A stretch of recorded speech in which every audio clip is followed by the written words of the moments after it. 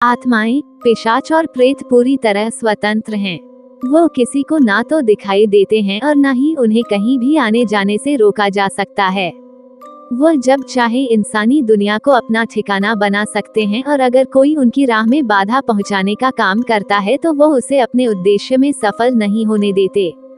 खंडहर हो चुकी इमारतों और श्रापित जगहों पर तो रूहों का कब्जा होता ही है, लेकिन इंसानी जीवन का अंतिम पड़ाव कहे जाने वाले कब्रिस्तान में इनका आना जाना कुछ ज्यादा होता है।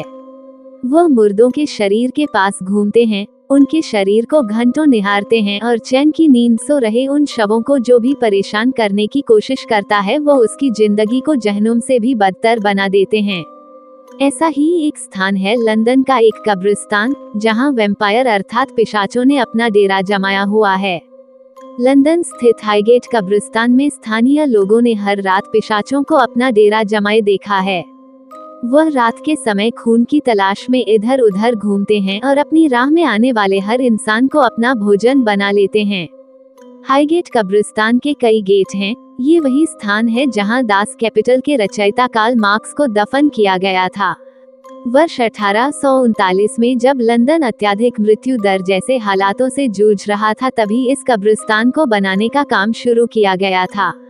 लंदन में रोज काफी लोग मर रहे थे जिन्हें दफनाने का स्थान नहीं मिल रहा था।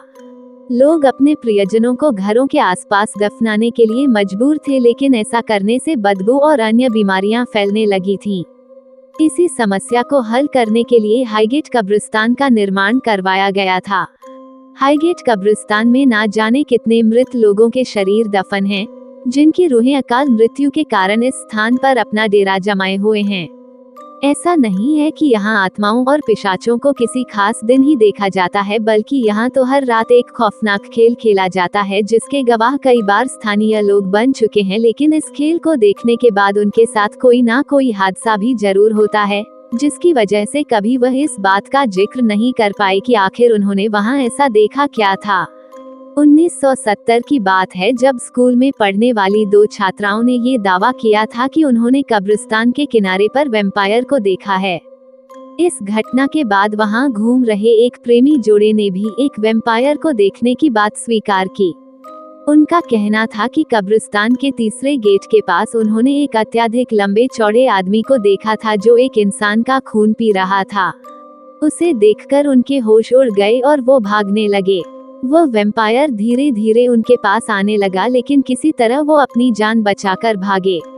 इस घटना के बाद कई अन्य लोगों ने भी वैम्पायर को घूमते फिरते देखा है, इसलिए आज इस स्थान पर किसी शव को दफनाया नहीं जाता और ना ही इस स्थान पर कोई आता जाता है। यदि ये कहानी आपको पसंद आई हो तो अपने दोस्तों और अन्य लोगों के साथ शेयर जरूर करिएगा।